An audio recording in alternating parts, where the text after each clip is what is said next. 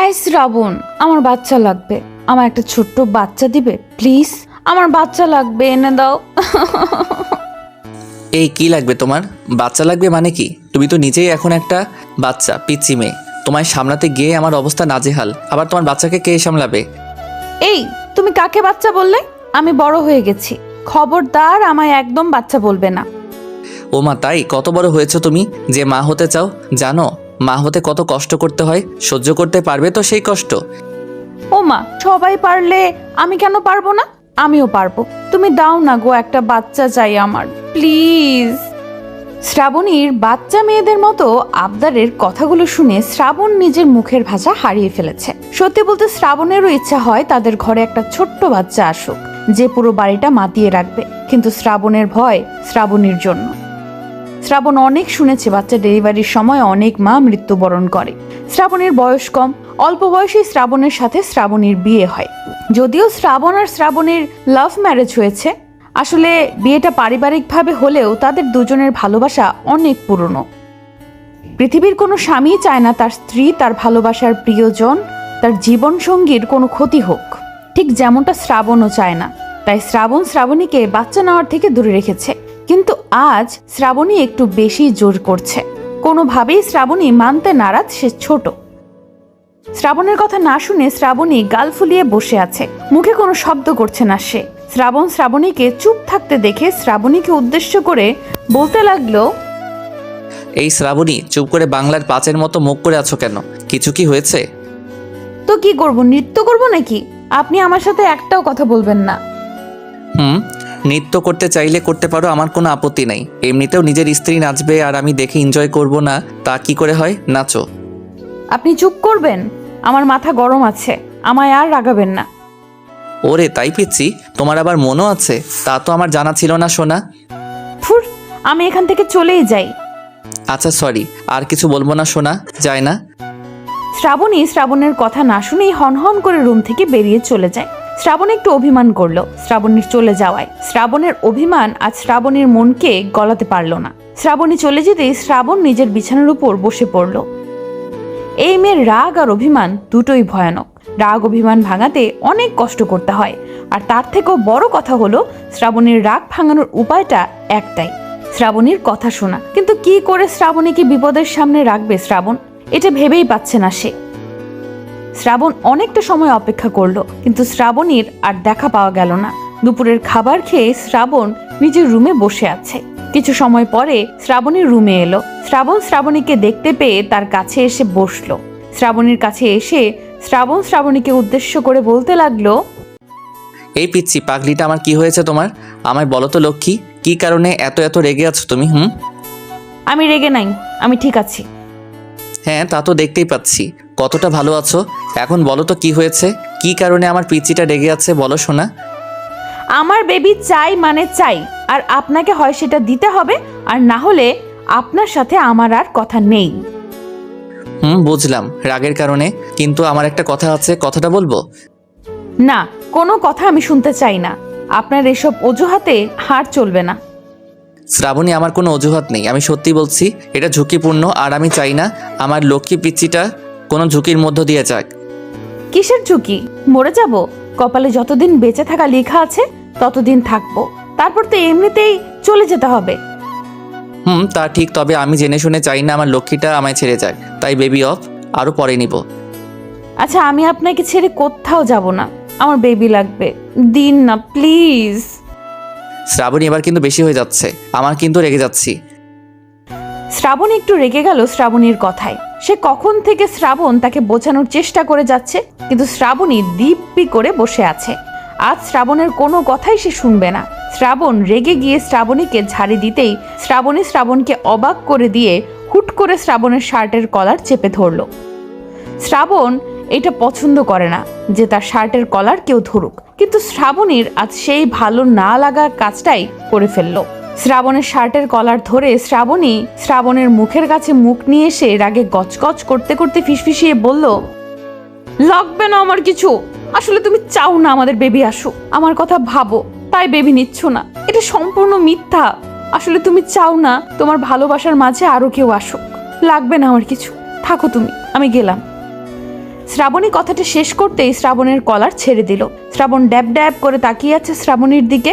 এটা কোন শ্রাবণী তার বোঝা দায় হয়ে পড়েছে। শান্ত শিষ্ট শ্রাবণী আজ এমন অদ্ভুত আচরণ কেন করছে? শ্রাবণী শ্রাবণের সামনে থেকে উঠে পড়তেই দুম করে শ্রাবণীর হাত ধরে ফেলল। শ্রাবণীর দিকে দৃষ্টিপাত করে মুচকি হেসে শ্রাবণীকে হ্যাচকা টান দিয়ে নিজের বুকে নিয়ে আসলো। শ্রাবণীর চোখ জোড়া রক্তবর্ণ ধারণ করে আছে। শ্রাবণীর মুখের উপর চলে আসা চুলগুলো আলতো করে ধরে শ্রাবণীর কানের পেছনে গুজে দিল। শ্রাবণীর দিকে একটা বারের জন্য তাকাচ্ছে না। শ্রাবণীর অভিমানী অপ্রকাশিত কথার মানে বেশ বুঝতে পারছে। শ্রাবণীর কপালে আলতো করে নিজের গোলাপি রঙের ঠোঁটজোড়া ছুঁয়ে দিয়ে শ্রাবণীকে উদ্দেশ্য করে বলতে লাগলো, এই পিচি, তোমার মা হতে ইচ্ছে করছে তো ওকে বেবি দিব আমি। আমার কিচ্ছু ইচ্ছে করছে না, আমার কিচ্ছু লাগবে না, ছাড়ো আমায়। আরে ধরেছি কি ছেড়ে দেওয়ার জন্য নাকি? এই হাত থেকে তোমার নিস্তার নেই, আসো তোমায় একটু আদর করে দেই।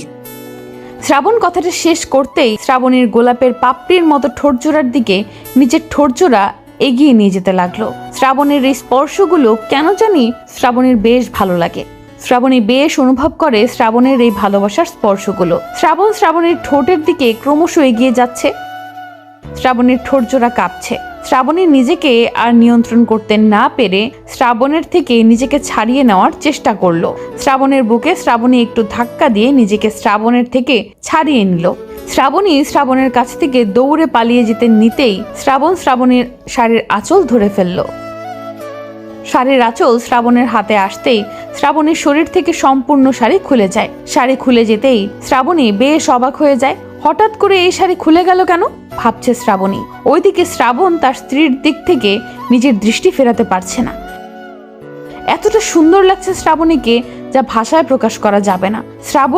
শ্রাবণের চোখের দিকে দৃষ্টিপাত করতেই ভীষণ লজ্জা পেয়ে গেল। আর পাবে নাই বা কেন বলুন? যতই স্বামী হোক না কেন, লজ্জা তো নারীর ভূষণ। শ্রাবণী লজ্জায় লাল হয়ে শ্রাবণকে উদ্দেশ্য করে মৃদু কণ্ঠে বলল, এই এটা কি হলো? আমার শাড়িটা খুলে ফেললেন কেন? দিন আমার শাড়ি দিন। আচ্ছা কি হলো বুঝতে পারছো না? আমিও পারছি না, এসো নিয়ে যাও শাড়ি। না আমি আসতে পারবো না, আপনি নিজে এসে দিয়ে যান। ওকে ফাইন, আসছি। নিজের শাড়ি নিতে এত ভয় পাবার কি হলো? শ্রাবণীর দিকে তাকিয়ে মুচকি মুচকি হাসছে। তার হাসিটা বেশ রহস্যজনক। তাই শ্রাবণের কাছে গেল না। শ্রাবণ ফ্লোর থেকে শাড়িটা তুলে শ্রাবণের দিকে এগিয়ে আসতে লাগলো। শ্রাবণী এক দৃষ্টিতে শ্রাবণের দিকে তাকিয়ে আছে। শ্রাবণীর কাছে আসতেই শ্রাবণীকে উদ্দেশ্য করে বলল, হাতে দিব না, পরিয়ে দিতে হবে। হাতে দিন। আপনি পরিয়ে দেওয়ার নামে অন্য কিছু করবেন আমি জানি। কি? আমি আবার কি করব? আমি কিছু করলে বুঝি আপনি জনাবা চুপ করে থাকেন? ওমা, আপনি আমাকে তৃষ্ণার্ত করলে আমি তো জল খাবই। এটা নতুন কি? সেটাও তো কথা। শ্রাবণ হ্যাঁ সূচক মাথা নেড়ে শ্রাবণীর স্লিম কোমরটার উপর নিজের হাত জোড়া রাখলো। শ্রাবণী বুঝে ওঠার আগেই শ্রাবণীর কোমর ধরে তাকে স্ল্যাট করে নিজের বুকের মধ্যে নিয়ে আসলো। শ্রাবণকে শক্ত করে জড়িয়ে ধরে আছে। শ্রাবণের ঘাড়ে গলায় পাগলের মতো চুমু খাচ্ছে আর নাকমুখ ঘষে যাচ্ছে। শ্রাবণের প্রতিটি স্পর্শ ভীষণ গভীরভাবে অনুভব করছে। বারংবার শ্রাবণের শরীর কেঁপে উঠছে শ্রাবণের ভালোবাসার ছোঁয়ায়। শ্রাবণী নিজের সমস্ত নিয়ন্ত্রণ হারিয়ে শ্রাবণের মাঝে নিজেকে হারিয়ে ফেলল। শ্রাবণীর ঠোঁটজোড়া নিজের দখলে নিয়ে নিল। দুজন আজ দুজনের মধ্যে হারিয়ে গেছে। মিনিট খানেক যাওয়ার পর শ্রাবণীর ঠোঁটজোড়া ছেড়ে দিল। শ্রাবণের দিকে তাকিয়ে হাঁপাতে বলল, মা গো মা, আমি তো ভাবছি আজ আর ছাড়াছাড়ি হবে না। এমন করে কেউ কিস করে? ছাড়ার তো ইচ্ছে ছিল না, কিন্তু দেখলাম আমার ঠোঁট জোড়া কেউ কামড় দিচ্ছে, তাই তাড়াতাড়ি ছেড়ে দিলাম। কি? আমি তোমার ঠোঁট কামড়ে দিয়েছি? ইম্পসিবল, এটা তুমি করছো, আমি না। কে করেছে তা তো আমার ঠোঁট জোড়াই বলে দিচ্ছে। হয়েছে, এখন আদর করবে কি করবে না? আরো আদর করতে হবে? কি? আমার এইটুকু আদরে হবে? আমার তো ওই আদরটা লাগবে, বেবি হবার আদর। ইয়া আল্লাহ, ছি কি সব বলছো তুমি? হ্যাঁ, এই অবুঝ ছেলেটাকে দিয়ে। ও গড হেল্প মি। শ্রাবণের নাটক দেখে শ্রাবণী খিলখিল করে হেসে দিল। আসলে শ্রাবণ চায় শ্রাবণীকে ভীষণ আদর দিতে, আদরে শ্রাবণীকে নিজের মাঝে বন্দি করতে। এটা তার বহিঃপ্রকাশ। শ্রাবণীও কম কিসে। শ্রাবণকে উদ্দেশ্য করে বলল, এই সরো, আমার কিছু লাগবে না, আমি ঘুমাবো এখন। এই কোথায় যাও? আগুন লাগিয়ে দিয়ে এখন চলে যাওয়া হচ্ছে? দাঁড়াও, দেখাচ্ছি মজা। এই শ্রাবণ, কি করছো? পড়ে যাব আমি। আমার লাখ টাকাতে আমি কোমর ভেঙে যাবে, ছাড়ো আমায়। শ্রাবণ শ্রাবণীকে কোলে তুলে নিল। শ্রাবণী ও শ্রাবণের গলা জড়িয়ে ধরে আছে। শ্রাবণ শ্রাবণীর শরীরের ঘ্রাণ নিতে লাগলো। একটা মিষ্টি গন্ধ ভেসে আসছে শ্রাবণীর শরীর থেকে। শ্রাবণ এই মিষ্টি ঘ্রাণের সাথে বেশ পরিচিত, কিন্তু আজ সবকিছু প্রথম দিনের মতো লাগছে তার। শ্রাবণ শ্রাবণীকে কোলে নিয়ে বিছানায় শুইয়ে দিল। তারপর আর কি, শুরু হয়ে গেল রোমান্টিক ভালোবাসার আদর। আপনাদের বলা যাবে না, বাকিটা বুঝে নিন। সকাল হতেই শ্রাবণ দেখতে পায় শ্রাবণী তার বুকের উপর মিশে শুয়ে আছে। শ্রাবণ শ্রাবণীর কপালে উপরে উড়ে আসা চুলগুলো সরিয়ে দিয়ে শ্রাবণীর কপালে একটা চুমু খেলো। শ্রাবণের ঠোঁটের স্পর্শে শ্রাবণী মৃদু কেঁপে উঠল। শ্রাবণ শ্রাবণীকে উদ্দেশ্য করে আদরে গলায় বলল, কি গো, আর কতক্ষণ ঘুমাবে? উঠবে না? আমার অফিসে যেতে হবে তো। শ্রাবণের কথার বিপরীতে শ্রাবণী একটু ঘুমু ঘুমু গলায় শ্রাবণকে জড়িয়ে ধরে বলল, আজ অফিস না গেলে হয় না। আমি সারা দিন এমন ভাবে তোমার বুকে ঘুমাবো। যেতে হবে, আজ মিটিং আছে। আচ্ছা যাও, ফ্রেশ হয়ে এসো। হয়ে গেছি। মানে তোমার অনেক আগেই আমার ঘুম ভেঙে গেছে। আমি ফ্রেশ হয়ে আমাদের জন্য নাস্তা রেডি করে আবার শুয়ে পড়েছি। এই, তুমি নাস্তা রেডি করেছো কেন? আমায় ডাকলেই তো আমি নাস্তা রেডি করে দিতাম। তুমিও না। আরে বাবা, একদিন আমি নাস্তা বানালে কি পাপ হবে নাকি? সারাদিন তো কাজ করো, বাসায় এসে তো একটু বিশ্রাম নিতে হয়, তাই না? হয় না? এখন উঠো, ফ্রেশ হয়ে এসো, নাস্তা করব আমরা। জি, যাচ্ছি। শ্রাবণী উঠে পড়তেই শ্রাবণ দ্রুত বিছানায় গুছিয়ে নিল। আসলে শ্রাবণ সব সময় ভাবে শ্রাবণী এখনো বাচ্চা মেয়ে, কোনো কাজও ঠিক মতো করতে পারবে না। তাছাড়া ছোট মানুষ কি বা কাজ করবে? তাই শ্রাবণ সব সময় চেষ্টা করে শ্রাবণের কাজগুলো একটু গুছিয়ে দিতে। স্বামী হয়ে সবকিছু স্ত্রীর উপর ছেড়ে দিলে চলবে কি করে? সকল স্বামীর উচিত তার স্ত্রীকে কেয়ার করা, সেই সাথে নিজের স্ত্রীর একটু একটু সাহায্য করা। শ্রাবণ সবসময়ই শ্রাবণীর সব কাজে শ্রাবণীকে হেল্প করে। দেখতে দেখতে কেটে যায় অনেক মাস। শ্রাবণী প্রেগনেন্ট।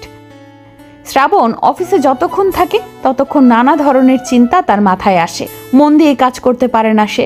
শ্রাবণ শ্রাবণীকে নিয়ে অনেক ভয় পায়, কখন কি হয়ে যায়।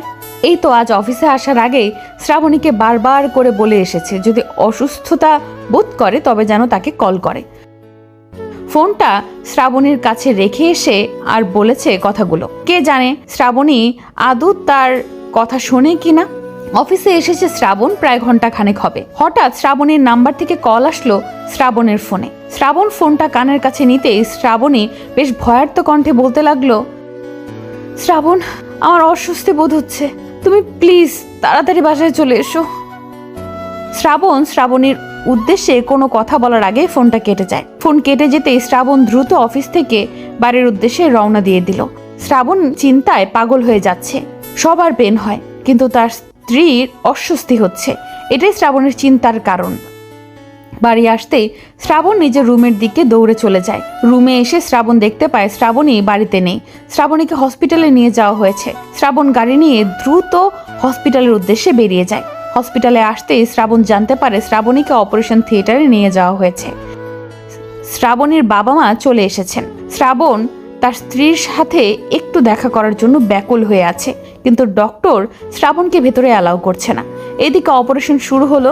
শ্রাবণ অপারেশন থিয়েটারের সামনে বসে আছে, পাগলের মতো ডাকছে সৃষ্টিকর্তাকে, একটি বার পিচ্চিটাকে সুস্থ করে দিন।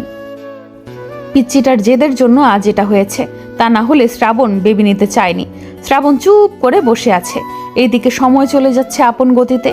ডক্টর এসে শ্রাবণকে রক্তের ব্যবস্থা করতে বলে গেছে। শ্রাবণও রক্ত জোগাড় করে রক্ত দিয়ে এসেছে। প্রচন্ড কান্না পাচ্ছে শ্রাবণের। শ্রাবণের শরীরে রক্ত শূন্যতা হয়েছে। শ্রাবণীকে বাঁচানোর জন্য আপ্রাণ চেষ্টা করছে সবাই। মিনিট খানেক পর ডক্টর এসে শ্রাবণকে বলল, আপনার ছেলে হয়েছে, আপনার স্ত্রী একটু অসুস্থ, ইনশাল্লাহ সুস্থ হয়ে যাবে, আপনার সাথে দেখা করতে চাই সে। ডক্টরের কথা শেষ হতেই শ্রাবণ দৌড়ে কেবিনে চলে যায়। শ্রাবণী দরজার দিকে তাকিয়ে আছে, কখন শ্রাবণ আসবে তার প্রতীক্ষায়। শ্রাবণ দরজার সামনে এসে দাঁড়িয়ে পড়ল। শ্রাবণীর দিকে এক দৃষ্টিতে তাকিয়ে আছে সে। শ্রাবণী মাথা নেড়ে শ্রাবণকে কাছে আসতে বলল। শ্রাবণ শ্রাবণীর কাছে আসতেই নিজেকে আর নিয়ন্ত্রণ করতে পারল না। চোখ বেয়ে গড়িয়ে পড়ছে জল। ছোট বাচ্চার মতো কান্না করে দিল সে। শ্রাবণকে জড়িয়ে ধরে মৃদু কণ্ঠে বলতে লাগলো, কিছু হয়নি, আমি ঠিক আছি, শুধু শুধু চিন্তা করছো। এত সহজে আমি তোমায় ছাড়ছি না। খুব ভালোবাসি তোমায়, অনেক ভালোবাসি। শ্রাবণীকে চুমু খেয়ে নিজেদের ভালোবাসার অংশ, নিজেদের সন্তানকে কোলে তুলল। বেবিকে কোলে নিয়ে শ্রাবণ দেখতে পেল তাদের ছেলে একদম তার মতো দেখতে হয়েছে। শ্রাবণ আর শ্রাবণী দুজন তাদের ভালোবাসার অংশকে বুকে নিয়ে খুশিতে পাগল হয়ে গেল। সত্যি ভালোবাসা মহান, আর মহান ভালোবাসা সব সময় ভালো থাকে।